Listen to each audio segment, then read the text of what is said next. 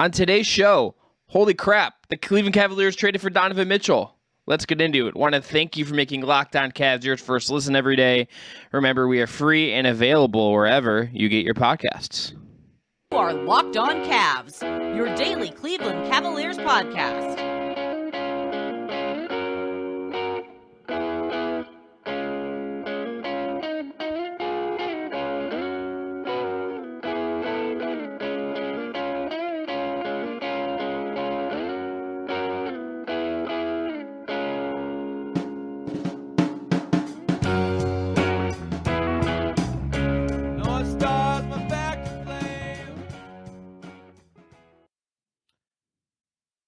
All right, the music you heard on the way in is from our friends at Astro Radio. Check them out on Apple Music or Spotify.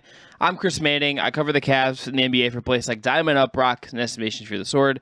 Evan Damero, my co-host, is here. He is the proprietor, the head man over at Meta's Right Down Euclid. Our special guest today is Martin Rickman, the editorial director at Dime on UPROXX. Producer Jake Stevens is not with us behind the virtual glass, but he's producing this. We're obviously here to talk about Donovan Mitchell, who the Cleveland Cavaliers have traded for. The full trade, in case you missed the Woj bomb over Lake Erie. Donovan Mitchell to Cleveland. Colin Sexton, Lauri Markkanen, Ochai Agbaji, 3 first and 2 pick swaps to the Utah Jazz. Martin, when this comes through, you see this. What is your initial immediate reaction? Well, my initial immediate reaction to the podcast is, were you just holding a Tide pen? I was. It was on my desk, yes. That's pretty sick. Donovan Mitchell on the Cavs, huh? People have been talking about this as like a possibility on Cavs Twitter for like what feels like 3 seasons. It just never felt like it was like real, right? Mm-hmm. So if you look at, and Mike Prada just mentioned this, but I also thought it and have said it in multiple group texts. So Mike, I love you, but I'm taking credit for this on this podcast. But it always felt like the Cavs made more sense than Utah anyway. And then the Cavs kind of slid in there and they were talking, but they weren't going to give up Mobley, obviously, because no, sorry, Danny Ainge, but like, nice try, bro. It felt like they were just kind of sitting there waiting, and kind of seeing if the Knicks would give up what they needed to, feeling like they were bidding against themselves. And then, it comes out that Grimes isn't going to be in the deal and they don't want to add in these extra picks. And then obviously the RJ extension comes in on Monday and it looked like that deal was dead. So you think, well, then who is going to trade for Donovan Mitchell? I didn't think it was going to be the Cavs. They said they were like, re-engaging is always the word that they use. I never thought it would work because I didn't think the players made sense, right? Like, who's taking Sexton and Okoro and I don't know, Kevin Love. That was like the package that I kind of had in my head, and they didn't include any of those 3 guys. So shouts to Kobe Altman. Look, you can argue about the trade package, and you can argue about the non-picks and all this other stuff. But the number one thing that happened is the Cleveland Cavaliers, small market team, who already had a couple of All-Stars and who should have won Rookie of the Year. And I like Scotty Barnes, but look, Evan Mobley should have won Rookie of the Year. And I'm going to that's going to be my hill. They added Donovan Mitchell, a guy who can score 60 points to their team. And look, you're going to look at people saying, well, why didn't they just keep Colin Sexton? Or they're still missing a hole at small forward, which they were missing anyway. These picks are too important. There's going to be the regular Cleveland fan bickering because this is what Cleveland fans do. But the number one thing is that a team that was playoff bound without injuries went and added the best available player on the trade market after Kevin Durant removed his name from trade consideration. That is not something that happens in Cleveland. This is an unfathomable move that we've had a couple hours to react to, and it happened. So, I mean, that's massive. That is a massive move for the Cavs. Evan? So for full disclosure, I was off work today and I was pulling into a restaurant when the Woj bomb dropped, so I had to run home and figure this out myself. But there's initial sticker shock value, I think, giving up Lauri Markkanen, because some have reported that he was considered not obviously a part of this pseudo big 3 the Cavs put together of Darius Garland, Evan Mobley, and Jared Allen, but had the potential to be like a really nice complementary piece and maybe viewed as something that was somewhat essential just with how the Cavs like to play as a larger team at that juncture. And I was kind of given the impression when Markkanen first signed his contract extension with Cleveland that he probably wouldn't see the entirety of it out with the Cavaliers. So like Martin said, the Cavs were kind of able to take advantage of the situation. I like the term re-engaged as well, but I feel like these talks are always fluid. But it did feel like Donovan Mitchell going to New York was somewhat dead in the water after RJ Barrett signed that extension with the Knicks, because yes, the Knicks have a boatload of picks, but clearly Cleveland was able to kind of match that offer to an extent by offering 3 unprotected firsts and 2 pick swaps. So they're able to do something, but they also offered up Markkanen, who did a good job rehabilitating his image after just a couple down years in Chicago. Towards the end of his time with the Bulls, he rehabilitated his image with the Cavs. I think Ochai Agbaji has a lower ceiling than some of the other rookies in this year's draft class, obviously, especially at 14, but he can give the Utah Jazz something now to work with, and also he has a little bit of a runway to grow and develop and maybe show what else he has to his game, because the Jazz aren't going anywhere, and now Babaji has that luxury to learn that from the Jazz instead of having to kind of be pigeonholed into a finite role to an extent with the Cavs. And then Sexton, I'm happy for him. I think him getting 4 years of guaranteed money is great. I think him going to a situation where, at least for the time being, you have like Mike Conley, Bogdanovich, you have Jordan Clarkson as well, like players that can kind of accentuate him in terms of just shooting and playmaking as well, just alongside him. But also he's going to be the lead guard for at least the next year or two until the Jazz kind of right the ship and move out of the wake of Rudy Gobert and Donovan Mitchell's era with the Jazz. And for the Cavs, like Martin said, it's not very often a team like Cleveland is able to capitalize on an opportunity to get one of the best players at his position in the league, arguably the best player available right now.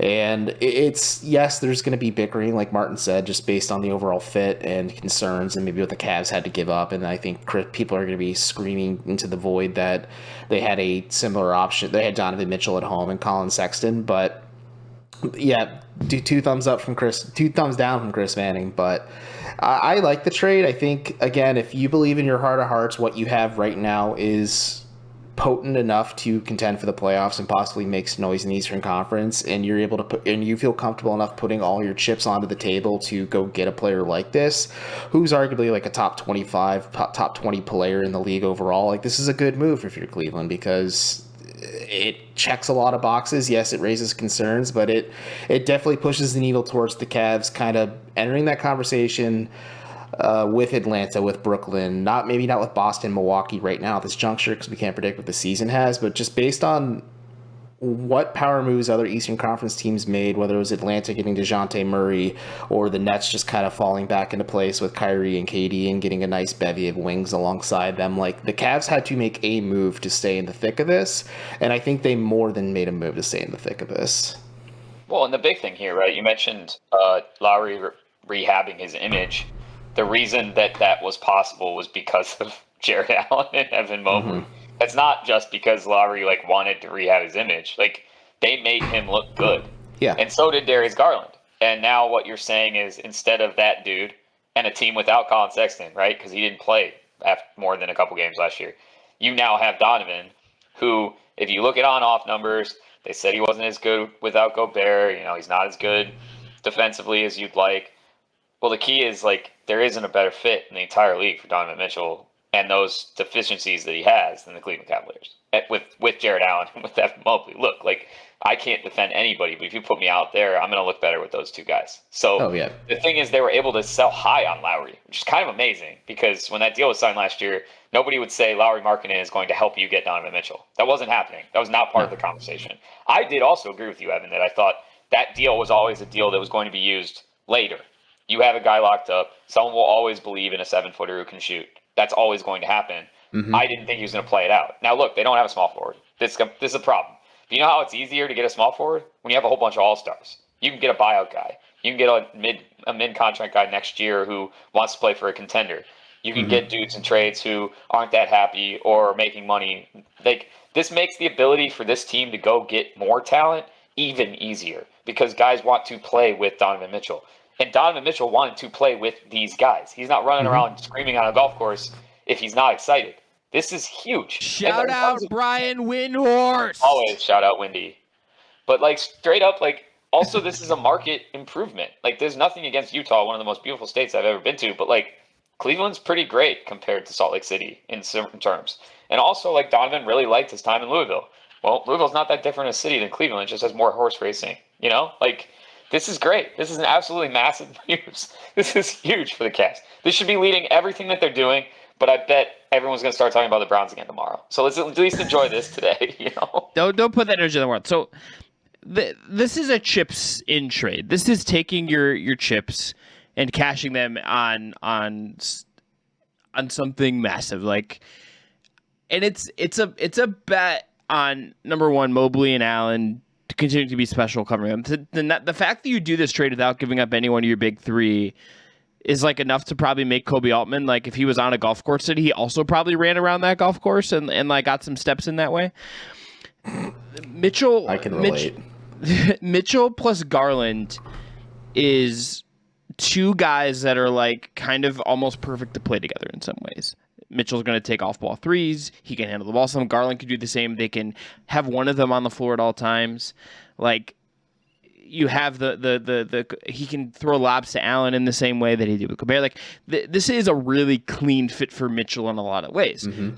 This also just like ultimately, the price for me, if we're thinking about it in that context, is not the same price that I kind of assumed it would be when Evan and I talked about this, when I wrote about this at Fear the Sword. It is like 3 firsts and 2 swaps, and Markkanen, who like is fine. Abaji, who like might be fine, but is like an older 14th overall pick. Like that's not. And wasn't somebody that you were expecting to build your team around because you were expected to trade that pick. Like that was a free pick. That pick was not supposed to be owned by the Cavs this year. Correct. So that was always a trade. That was a potential trade chip for this team, whether or not you liked him. And like, look, he looked very good at Summer League. That guy can shoot. And as Evan said, he's going to have a very long runway. So does Colin. So does Lowry. These are great, you know. This is great for them. But, like, yeah, it's just one of those things. It's like if you don't use the chips you have when something like this becomes available, you sometimes get trapped in team development hell, which is what happens to a lot of these small market teams. Well, and Atlanta found themselves in it last year. It's unfortunate the Jazz have Danny Ainge running the helm because he now has more picks than God, and we'll just hear about the what if, should have, could have trades now. He could trade 4 picks for Justice Winslow again if he would be so inclined, maybe 5 if he's feeling spicy. This just escalates things in such an interesting way because Mitchell is obviously he's 25 under contract, a couple more years. The contract stuff we will talk about next week. That is not, I think, the A1 stuff of today. That is not the most important thing today. This takes the Cavs from a team that, like, maybe we were talking about, do they end up in the play-in again? Do they not? To a team that not only I think should be better next year and I think has higher expectations now, the betting markets and the over-under win total certainly already reflect that, but they've opened up themselves a window with a foursome of Garland, Mobley, Allen, and Mitchell. And Donovan Mitchell, like, maybe he's the best player right now. There's a chance he's like the 3rd best player in this team in like 2 seasons because of how good Garland could be, because of how good Evan Mobley could be. That is what they have unlocked here. And that is an all-in move that Cleveland has very rarely had the opportunity to make, and particularly not an opportunity they've had to make without a certain kid from Akron who did tweet about this trade already to my delight of that ongoing flirting. They do own their 2024 pick too. So wonder who's draft eligible in 2024. It's an interesting thought exercise, but Chris, we should how about we put a pin in this and continue this talk, and you give us a word from our sponsor today. Yeah, after the break, we're going to talk about fits and talk about like how Mitchell kind of fits in broadly with the group we're going to see here. I'm able to talk a little about who might start at the 3, but can everyone first an important word from NHTSA. Are you one of those people that thinks it's okay to drive stoned? What's the worst that could happen, you might ask? You end up driving below the speed limit. It's no big deal, right? Wrong. The truth is your reaction time slows way down when you're high. You only not put yourself in danger, but everyone around you. Talk about a buzzkill. Stop kidding yourself. It's not okay to drive high. If you've been using marijuana in any form, do not get behind the wheel. If you feel different, you drive different, drive high, get a DUI. All right, back here on Locked On Cavs. I'm Chris Manning. Evan Dameral's here. As always, Martin Rickman, editorial director from Diamond UPROXX, is here to help us break down the massive Donovan Mitchell to Cleveland trade. So here's my initial thought on the fit is I think it's pretty clean. There is going to be an evolution of what Cleveland did in offense did last year, obviously, because you don't have the three bigs anymore. Mitchell will handle the ball much more than I think anyone aside from like Ricky Rubio and Colin Sexton did. He'll have to adjust to, I think, playing a little more off ball and not being so dominant in theory, which is probably ultimately like I'm in the camp that that's often good for players in a lot of ways, especially when it's him and Garland and it's like they can really complement each other. This is just going to be a thing where I think you figure out who starts at the three. That'll evolve as you go. You figure out the lineups as you go. But like the fit of Mobley plus Allen plus Garland and Mitchell, you could have two of those guys on the floor at all times. Find your best pairings, find your best kind of linkage. And Martin, they all sort of complement each other in very clear ways to me and cover for each other in ways that make a ton of sense. Yeah, I think so. And I think what you said is a very good point in that staggering lineups was part of the Cavs' biggest issues last year. So the fact that you now have a cleaner way to do that, and look, a lot of that had to do with Rubio's injury, but Rubio now is still on this team and will be healthy in December, January. So also is tweeting about Donovan Mitchell already. Like they played together in Utah. Buy those shoes. Yes. But I think that really helps. Now, you also have Karras still kind of hanging around here, and he seemed excited to be here when he first got here, still seems excited to be here, and has a lot of pressure off him to operate creatively the way that he's been known to do in a much, I guess, smaller burst than usual, but the minutes are tightening up for him.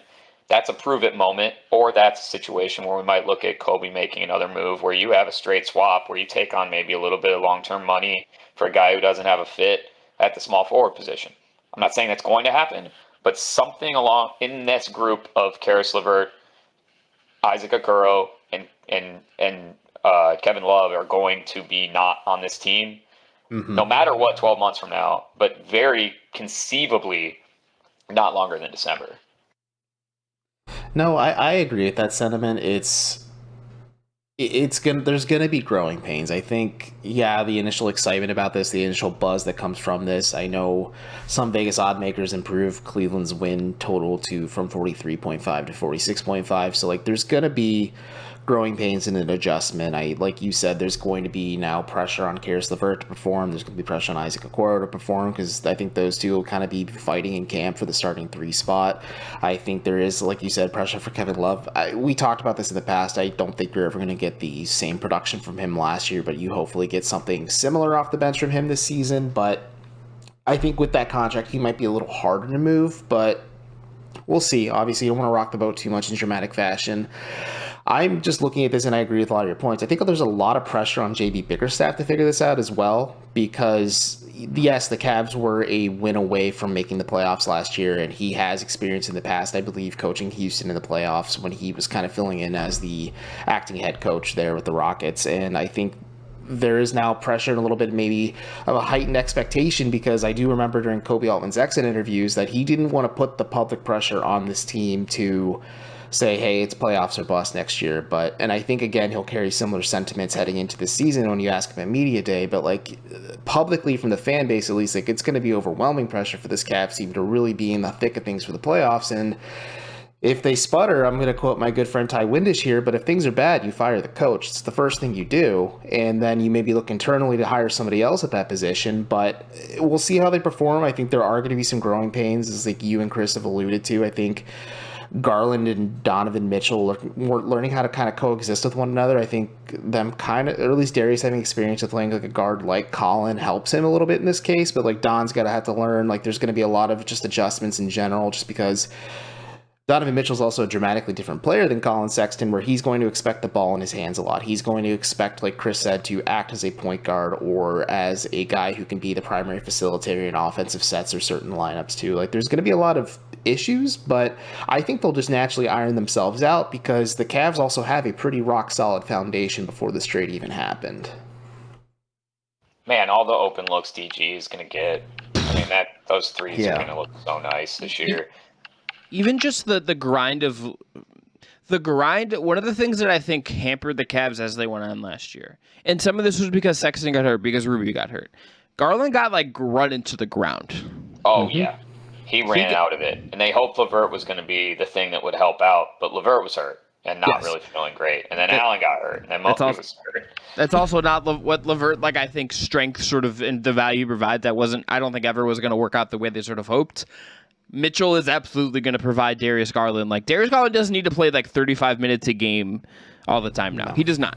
That's he absolutely does not. This gives you cover to allow Ricky Rubio to come back and be healthy fully properly when he gets time to fully acclimate. This gives you people on Twitter will certainly I think argue that Sexton provides a light version of that. Mitchell's providing that in the utmost upsway.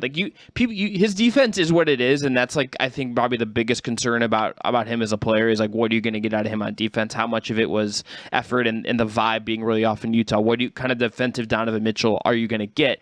I certainly expect JB Bickerstaff to have some thoughts about Donovan Mitchell's defensive priorities as that season begins, but I would suspect that you can rely on him to just help you lessen everyone's burden. And also in the Evan Mobley context, this means there's a little less pressure on Evan Mobley to have it all figured out on offense this year. That's a good point. He has now been given another guy who is going to take offensive creation, offensive scoring, offensive burden off of him.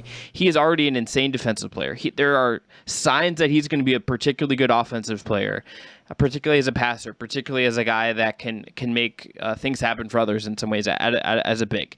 Mitchell now kind of keeps him, though, from having to be making a jump from 15 points to 20 points. Evan Mobley can stay here where he is, grow, get better, but it doesn't have to be this massive, massive leap for him in year two just for the team to get better. Mitchell takes away some of the error bar possible things that could have happened if Mobley doesn't pop right away.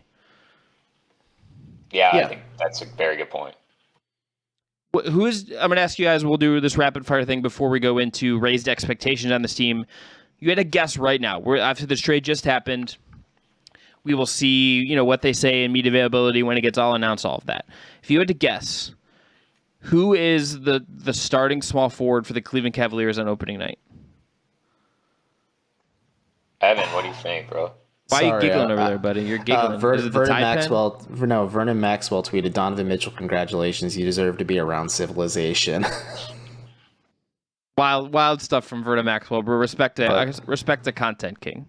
Respect to the Content King, but I know Chris Fedor reported through his subtext subscriptions, someone made me aware of it, that Caris LeVert at least is penciled in as the starting three. I think that makes sense just in terms of size, maybe tertiary playmaking, but I'm of the mentality that this could be a clear insight to maybe how the Cavs feel about Isaac Okoro's development this summer, if they maybe feel comfortable enough to say he's going to take that leap in year three. Because if he, again, Chris, we talked about this even before Donovan Mitchell was in the conversation. If he's even slightly below average as a three-point shooter and he's able to look a little bit more competent and comfortable out there offensively, he makes a lot of sense penciled in as a three because he can relieve some of the perimeter pressure that a backcourt of Mitchell and Garland will kind of create for the Cavs. And then Martin alluded to, yes, Mitchell had Rudy Gobert behind him, but you now have Evan Mobley and Jared Allen blotting out the sun at the rim as well. So this is a very spicy defensive trio you could have there, and it makes the fit defensively between Garland and Mitchell work a little bit more. But we'll see. I think it's going to be an interesting training camp battle, and it's going to be a healthy competition between LeVert and Okoro. Yeah, Martin, what do you think? Rapid fire instinct is Okoro makes so much sense because I want Evan taking more shots next year. I think Jarrett can do exactly what he did, and this actually takes more pressure off Jarrett to do anything but rebound and run the floor. So that's huge. So I think if you're talking about where is the rest of the offensive usage going, because I don't really want DG's usage to go down significantly, Donovan's is going to have to stay at a level that he's expecting. That means that it has to come out of the 3 and the 4. So if that's the case, what would you rather have more of? Would you rather have more Evan Mobley, or would you rather have more Caris LeVert and Isaac Okoro? And I'd honestly rather have more out of Mobley. So Okoro at the 3 makes a ton of sense for me. I just see the opportunity for him. Again, when we talk about lowered expectations, all he has to do is go out there and be Bridges light. And he can do that. He's shown stages where he's been capable of it. Then he gets in his own head. He's asked to do too much. Lineups change around him. Guys get injured. And he kind of falls apart. So if, like, someone can whisper to him, we need, like, an Isaac Okoro whisperer. And it seemed like JB was, like, on the right track last year, especially in, like, January. But that's the one. I think I really like super sub Karis LeVert coming in with Love and then eventually Rubio and then whatever of the big and of the guards that stay out there. I see that being a really potent, deep lineup. But as I've said, I just don't think all of these guys are going to be there. So I really want to know what the team looks like heading into November. Because right now, it's pretty deep, and I don't expect it to stay that way, especially when you're talking about how much talent they have in their starting five. Like, there are NBA players here. Like, we don't have to see Pangos play any minutes. This is amazing. This is, like, very, very good for the Cleveland Cavaliers. And that means no matter what, like, NATO's not even, like, playing, like, any minutes.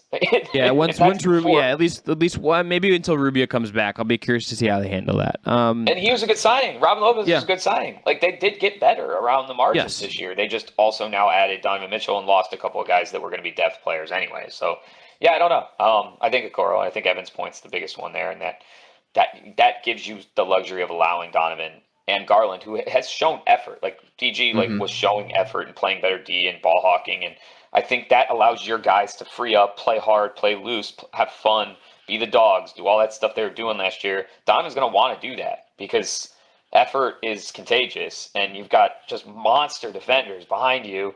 You're allowed to take risks. You can run the floor. You can have fun. Like, defense is fun when it leads to points, but it's not something that's easy to get everybody to buy in. It's a lot easier to get one guy to buy in when everyone else already has, and I think he will buy in. I mean, he has no excuse not to. No, Okoro is I think the very obvious answer here. What you need someone that can cover for the point of attack at times in certain matchups. Like if you're playing Atlanta and like you can hide one of those guards on a wing and let them chase around whomever the three is. Okoro can defend Trey. If you're playing like Milwaukee or whomever, like they're gonna have to just deal with defending one of those guys. That's just the nature of the NBA. But like Okoro can take those on and eat the grind of that. And then if he can just shoot some threes, attack closeouts, benefit from not having as much offensive responsibility now, like. That is a winning position for Isaac Okoro to succeed in. And I am personally a winner as a sicko who is on the Okoro Island, just like I was on Deion Waiters Island. And I get to just like watch him have to be one of the top little X factors for the whole year. Brother, that's a win for me personally. All right, after the break, let's talk about raised expectations and a point Martin made that I want to get to about consolidation. All right, back here on Locked On Cavs. Martin, when you and I were talking before we recorded this, you made a point about consolidation, about this needing to happen. We touched on it, I think, a little bit, but I think I think if we're going to read the tea leaves of the last, let's go back to like January pre-trade deadline when there were some DeJounte Murray rumblings, and then the Mitchell stuff comes up, and then obviously it got very serious in a hurry here. I think this kind of trade was sort of inevitable. This feels like where this is going. Yeah, I mean, Evan, don't you think that was the case? Yeah, again, if you circle back just to how this offseason went for the Eastern Conference, like the Nets lucked into KD and Kyrie wanting to come back and at least run this out for one more year. We'll see how that goes. The Hawks got DeJounte Murray for quite a bit, and they still kept John Collins in the process. There's a lot of teams who got better, and then you still have the established pecking order of Boston, Milwaukee, Miami. You're just not a Sixers guy. This is the Sixers second time as well. you've had a chance to mention that. Evan got really mad when James Harden threw a fake birthday cake off a yacht on his birthday. Listen, man, I'm pro-environment, and what if a turtle eats a candle and chokes and dies, Chris? There's the real talk here. Those are just as bad as impactful as straws, even though wax can melt. But either way, I think the Cavs, they weren't necessarily pressed to make a move, but if something arose or they feel like they could be in a conversation of it, because I was given a good impression early in this offseason where the Cavs really weren't looking to be the third team to help facilitate a trade, kind of like James Harden to Brooklyn 2 years ago.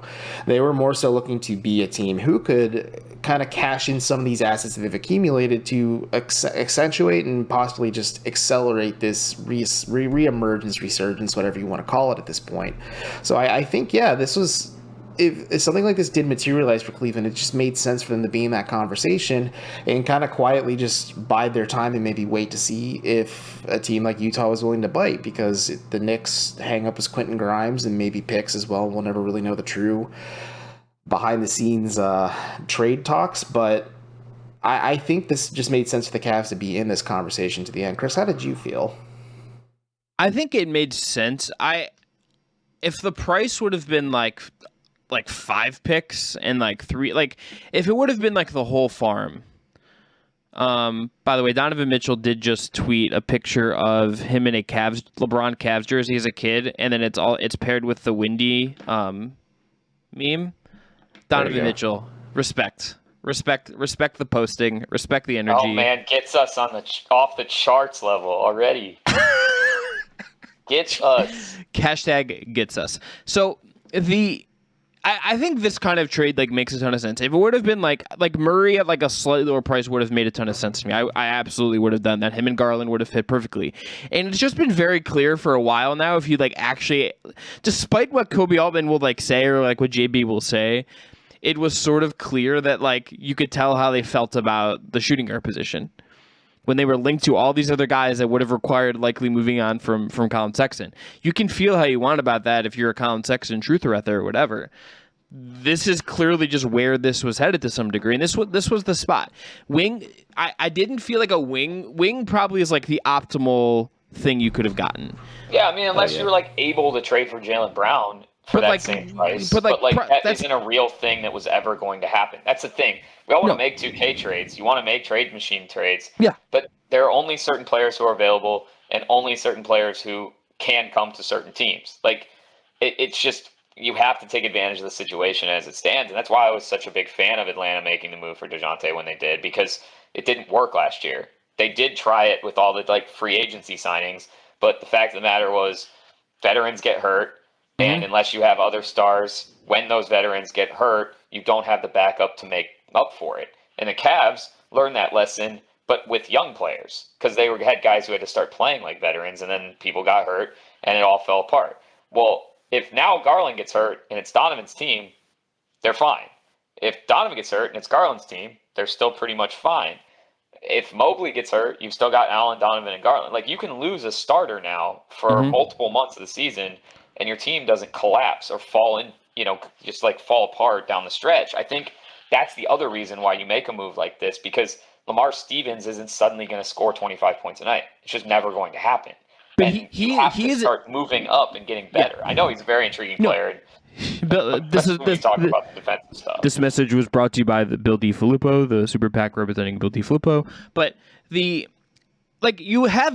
feel like the depth beyond like what they have to, at least for now. We'll see where like the price of this goes. We'll see how like their continued young player development goes. Like Stevens and Dean Wade and Robin Lopez and Nato is like, and now they have an open roster spot and like $2.5 million underneath the luxury tax, which I don't think they're going to pay. They don't have to move Windler or Jetty out. Yeah, I mean, they still might. That's the other guy. Jetty makes a lot of money, so you could maybe get a small forward and attach the second round pick to it. Or something. I wonder what LeVert plus Jetty could theoretically poach you on the trade market is a question I personally would be asking. So this leads us, I think, to the last place we need to hit in this. What are the expectations now? The Cavs were betting odds-wise a play-in-ish team coming into this trade. The odds have obviously put them up to like 47.5 wins. The East is very good. We'll start with Evan, go to Martin, and I'll go last. What do you guys see as your expectations for how good the Cavs can be this upcoming season now with Donovan Mitchell on the team? Anything short than a playoff berth is a disappointment for this Cavs team. I think that I feel comfortable in saying that. Just as someone who observes this team on a day-to-day basis and just listens to a lot of what the fans are saying too. The streets are saying playoffs are bust. But Darius Garland did mention during the offseason that he's hoping to lead this team to the Eastern Conference Finals, hopes to lead them on a deep playoff run. And if you have this team who's hungry and wants to prove that, hey, we are better without LeBron James on this roster, we're able to kind of get to the next spot without LeBron James on this roster, like adding Donovan Mitchell to this on top of a hungry team, on top of a Donovan Mitchell who probably wants to prove that he still has a lot of gas in the tank, because like the perception around him towards the end of Utah just was a little fuzzy at times, just how like the last few years of him and the Jazz have gone. But this could be an interesting squad. I think maybe their floor is the second round, just based on who they draw. Like, let's say they get Milwaukee, who is just a problem, or if they get Philly or Miami or just any team in the top four, like that's tough. So things have to break Cleveland's way, but like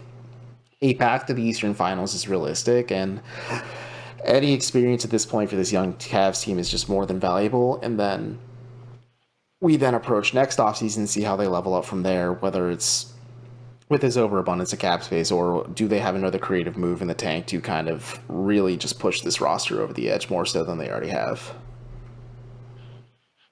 Martin? I was looking at the Jazz record and roster from last year, and boy, their vibes are garbage, and they won 52 games. A small subplot of all of this is that let's just say there's a former Cav veteran who definitely talks some crap about Colin Sexton, who is now, at least for now, sharing a locker room with Colin Sexton again. Yeah, that has now happened. You can connect those dots pretty easily if you're so interested. I just think, I mean, top to bottom, I look at that roster, and I like that certain former Cavs veteran a lot, and I think that LeVert kind of matches that energy in a lot of ways. Obviously, Gobert is all-world defensively. Things didn't go super great for the two of them a lot of the time, but like I think we kind of came back around the wrong direction on Gobert and like blaming him more than we deserve to. And then as a reaction to that, we're blaming Donovan more than he deserved to. But like Allen fits that pretty well. You know, after Ingles went down, they didn't really have like a great small forward either. Mm-hmm. I mean, Garland's better than Mike Conley is, at least at this stage in their career. Bogdanovich versus Mobley is kind of a toss-up, especially as one's on the up, one's on the down. I just look at that team, and I don't know how they won 52 games. And the answer is Rudy Gobert and Donovan Mitchell, and they didn't like each other. So if they were able to do that and didn't like each other, what are they going to do on this Cavs team? I don't want to be the guy that's like, oh, wow, they're going to win a ton of basketball games. But, like, it's hard for me to see them not winning a bunch of basketball games when you directly compare them to Jazz. Maybe that's just because Quinn Snyder is an absolutely phenomenal coach. Well, he's available, just in case things don't go well for JB this year.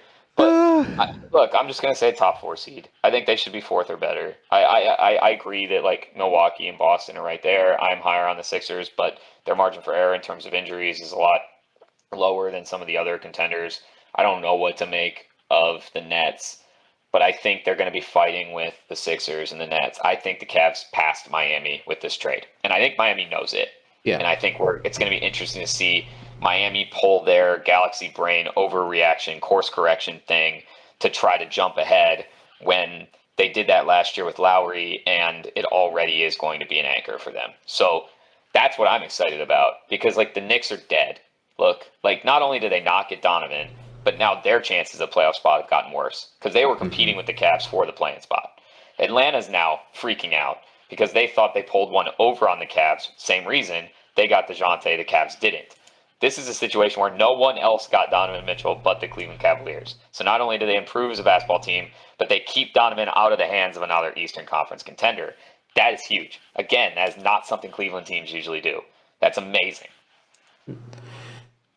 It's gonna be fun. Like last season was fun. I think it set the bar a lot higher expectations wise. But like I genuinely enjoyed all 84 games of the Cavs season last year, and things are gonna be a little different. I think there's gonna be a different energy around this Cavs team. But like you said, Martin, like this Jazz team didn't like each other last year, and like that was towards the end. And you now have a Cavs team where you want to feel comfortable in saying that the chemistry and the culture, quote unquote, that they built is too strong to fail at this point. But it's going to be fun, especially now, like, to circle back to the very first segment, you said this is a guy who could go out and get you 60 points on a night if you need him to. So it's going to be fun. I am curious to see how the Cavs utilize Donovan Mitchell and Darius Garland and Evan Mobley and Jared Allen and everybody else in between together. Like, there's going to be, again, some growing pains, but once they kind of iron things out and smooth things out and maybe consolidate things and just really go for it, it'll be fun. And Chris, one last question. How do you feel about Brad Sellers' opinion on picking up one Carmelo Anthony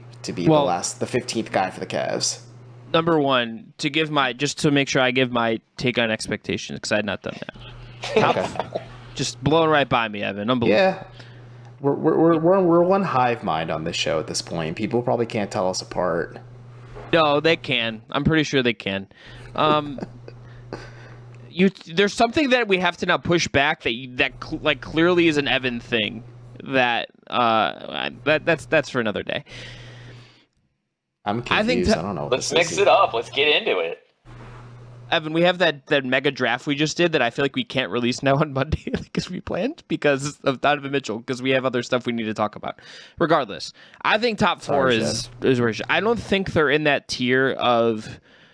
I think the best two teams in the conference pretty clearly right now are Milwaukee and Boston in some order. The rest of it feels like a bloodbath that is open. We are going to see where this goes. Injury luck will happen. Aging will play a part. But like the Cavs, if you want to bet on upside, there's not a team in that 2 to 6 range, 2 to 7, 8 range that I think has the upside Cleveland does. They just got Donovan Mitchell, a borderline top 10 offensive player in the NBA, top 20, 25 player in the NBA. It didn't change the DNA of the team. There's going to be some changes because they're not going to have the 3 bigs anymore and all that stuff. They are now a team that kept Evan Mobley, that kept Jared Allen, that kept Darius Garland, and added Donovan Mitchell. That's a crazy core 4. Mobley's only going to get better. There's so much upside baked into what they have that I will be fascinated to see where it goes. And there's more upside than them this year than Miami, than I think Atlanta, despite their offseason move. Like, there's a ton to like there. Melo would be an incredible Coachella Cavs jersey. I'm in. I'm in. I just want somebody who's got a little bit of scoring punch, maybe a little extra veteran presence. I would love it to be a small forward, but if you go and sign Melo, you can trade Love a little more easily. Bro, trading Kevin Love after all of this is just like that. I understand why you would do it. That is just also the ultimate ultimate. I want Kevin around. He seems excited. You can only carry so many players, and you've got to make the roster fit. So if you're signing Melo, it doesn't make a whole lot of sense to be just loaded. Melo's not playing the small forward position. Kevin Love's not playing the small forward position. It's not happening. They can't guard anybody either. So I don't know, from vibes, yeah, sure. You know who can guard threes though? Martin? As Okoro. Yeah, I think Okoro can. Evan Mobley can. Yeah, I mean, I get it. Lauren Martin couldn't really guard threes. Yeah, and they it's telling because they just switched everything when threes. I mean, by that logic, that means Jared Allen can defend threes as well, because when the 3 blew past Larry Markkinen on a switch or anything else, it's just protecting the rim. Yeah. There will be look, I don't care. I don't care who the 15th guy is. I want it to be someone who can play basketball at a high level. But as we were talking about earlier, that now means your 15th guy can be someone like Carmelo. Like, this is a team that didn't get dudes like that. And except when LeBron was here. They couldn't even get Joe. They famously could not get Joe Johnson when they had LeBron James, if we remember that. Yeah, so it's like now you could get a Morris twin to sign as your 15th guy, like, if you want. Like, that's now how good this team is. Like, this is a real thing. This is insane. Donovan Mitchell is on the Cleveland Cavaliers on a team with other 25 and unders, multiples of which were all-stars, and one should have run Rookie of the Year. This is absolutely insane. I don't think it's set in yet because, we are conditioned for things to go wrong at, any given moment. But all 3 Cleveland teams have superstars. I don't know that we've ever been alive when all 3 teams in Cleveland have had superstar athletes. I'm not getting into certain things, but, the guards have monsters. The Browns have Chubb and Myles Garrett and Amari Cooper. They're superstars in Cleveland right now. This is insane. I'm going to need Donovan Mitchell to throw out a first pitch in a Stephen Kwan jersey. He's a Mets guy. He's not doing that. He won't do it. That might be the one thing he won't do. What if he's just like, I'm really excited. I'm really into Andres Jimenez. I'm just like really into rooting for the former Met Andres Jimenez. He's just like, I'm all in. That would be sick. Evan Mobley's, he might be a Rosario guy. That's true. Evan Mobley's mom is now retweeting various Cavs players tweeting about Donovan Mitchell. So we're the vibes. The vibes are immaculate. This is absolutely huge news. Like, they should be just round the clock coverage of this. If he was in New York right now, do you know the front page? They'd be talking about it. It'd be leading Sports Center for 5 days. They'd be wondering if the Knicks with Brunson and Donovan are going to win it all. Garland's better than Jalen Brunson is. Mm-hmm. And Donovan's younger than Jalen Brunson is. Significantly better, But the Knicks if I dare say have no so. one else who's even remotely on the same planet as Evan Mobley. I mean, like, I like Quentin Grimes, and I like Quickly, and I like Randall, and I really like RJ Barrett, probably more than the Knicks do. But, like, the Cavs roster is so much better than the Knicks, and they would have had to give up most of those dudes. The Cavs didn't give up anybody of importance to the long-term trajectory of this team. And that is the thing that is absolutely humongous in a trade like this. Because if you're going and trading for KD, you're usually trading your second, if not your first best player. Cavs didn't trade any of their 3 best players. Huge, massive trade. Great job, Kobe Altman. That's it. That's the one. That's what I'm ending on. Kobe Altman, again, seemingly coming out of the shadows, doing big trades. What a move from Kobe. What a resume he has stacked up. We might need to do a Kobe Altman like retrospective episode at some point. Yeah, do an Altman episode. That'd be huge. Maybe I can't wait to see. I'm curious to see if he like raises his tenor of excitement when he speaks to the media about this, because like if there's ever a time 3 interviews to the media this year, over under absolutely smash to He'll the do under. a Donovan one. That's one that's a guaranteed interview. Media day, and then he won't do one until. 2. Well, he's done a Baji already too, so. Yeah, but I'm not. That's the old league year though. Was it? Yeah, let's go over under 3.5. I'm going to take the under. I'm going over. Going over. Here. Yeah, he's coming out of the shadows. It's Kobe Altman season, baby. It's Time for him Kobe. to bask in the light of his success. I'm with Martin. I'm taking the over. I'm a pessimist at heart, so I'm going to take the under. This has been the emergency Donovan Mitchell reaction podcast. Nick Angstead, if you've made it all the way through this, I am sorry that we talked for 46 minutes, but this demanded this because Donovan Mitchell to the Cleveland Cavaliers is a big freaking deal. We'll be back on Monday with more Locked On Cavs. Martin, thank you so much for coming on. The vibes with you, sir, are always immaculate. We're glad to have you. Appreciate it, guys. Evan, take us out. As always, if you're checking us out for the first time, we do this 3 times a week during the off season. We'll be back to 5 times a week towards the end of September. And we might be doing 5 next week, buddy boy. We got a lot to. Donovan Mitchell, again, unprecedented podcast length, unprecedented amount of episodes because of one Spida Mitchell. But anyways, check us out on YouTube if you are listening to us in audio format, but give us a 5-star review on the way out. If you're checking us out on YouTube, make sure you subscribe because some of you may think you are, but you're actually not. And, just boost those numbers wherever you can. I am Evan. He is Chris. Our Twitter handle's in the bio. That is Martin below us. He doesn't use Twitter, but he's a swell guy to begin with. And so, yeah, see you next time.